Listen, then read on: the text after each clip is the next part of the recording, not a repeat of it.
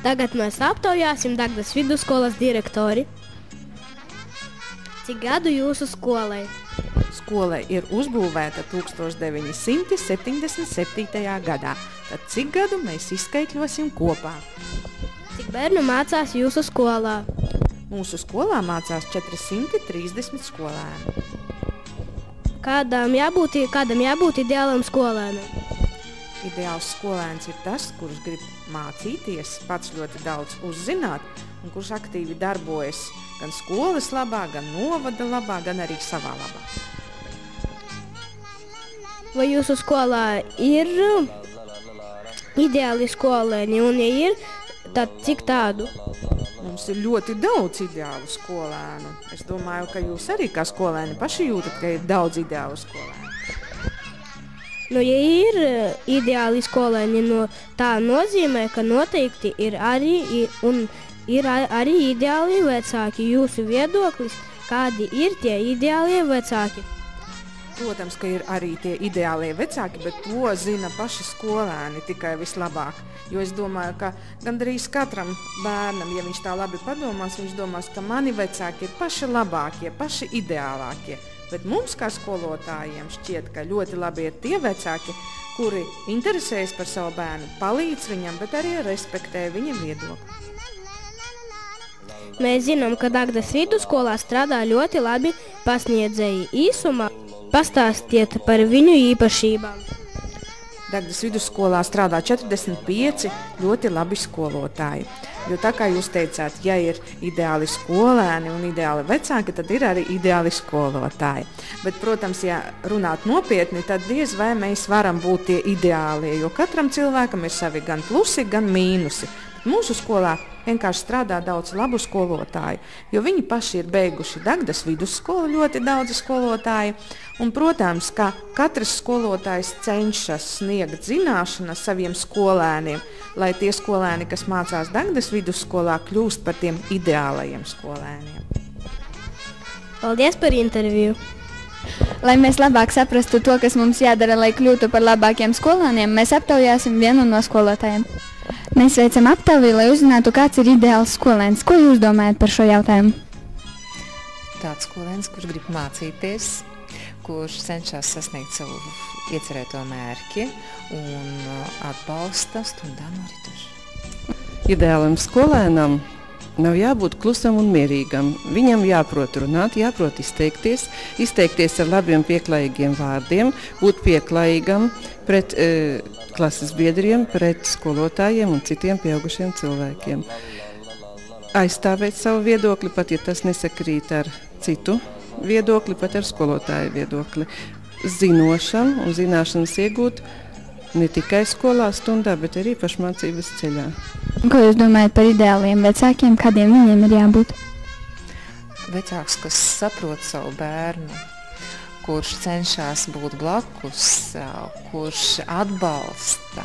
Ideāls vecāks vienmēr zinās, ko viņa bērns dara, un būs atbildīgs vienlaicīgi arī par bērna rīcību, ne tikai par savu. Jābūt ieinteresētam, lai bērnam ir labi, lai viņš labi dara, lai viņš ir labs visādās ziņā un jomās. Paldies par interviju. Ejam parunāsim ar skolēniem un uzzināsim viņu viedokli. Tev patīk mācīties? Protams. Jā?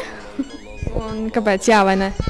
Tāpēc, ka tas piederēs mums nākotnē un tāpat ir interesanti.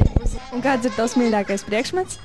Daudz kādu vislabākais laikam latviešu valoda, matemātika un maiturība. Mans mīļākais priekšmets ir vizuāla māksla, jo tur var zīmēt, ko gribi, un skolotāji var pastāstīt, ko var interesantu uzzīmēt. Sports. Un kāpēc tieši sports? Tāpēc, ka man patīk sports. Pastāsti mums par kāds jums klasē ir skolēns, no kura varētu ņemt piemēru. Mums visi ir vienādi, visi ir labākie un gudrākie, čeklākie. Klasē ir skolniece Madara, kura mācās ļoti labi uz izcilām atzīmēm. Un viņas var ņemt piemēru, jo viņa var pastāstīt daudz ko jaunu. abas tavi klases biedri ir teikuši, ka no tevis varētu ņemt piemēru kā paraugu, jo tu esi ideāls skolēns. Kā tev izdodas šo panākt?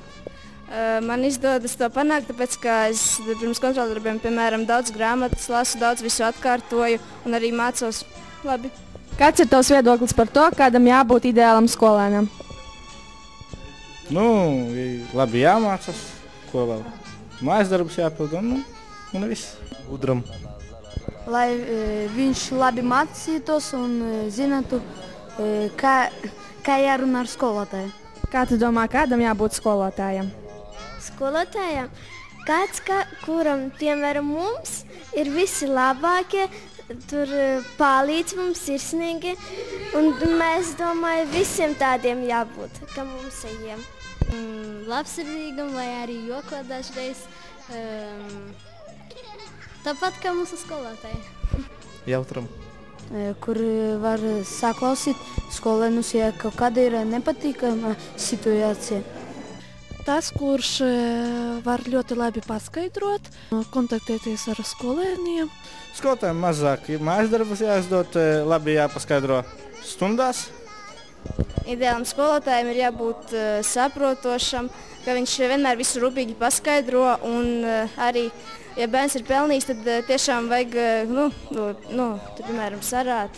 Kā tu domā, kādam jābūt labākajiem vecākiem? Vecākiem? Kādi man? Labākie, sirsnīgi, mīļākie, palīdzošie, mīļi, bučas dot. Tādiem pašiem vecākiem, kā man ir, viņi ir labi un arī pastāstā, ja nevaram kaut ko uzzināt. Kur es klausu skolēnus. Vecākiem atsaucīgajiem, jāļauj saprast bērnam, ka viņa intereses un jāatbalsta viņu. Ideālam vecākam ir jābūt tādam, kurš vienmēr palīdz skolēnam, ja tas kaut ko nesaprot, un arī jāatbalsta viņu visā.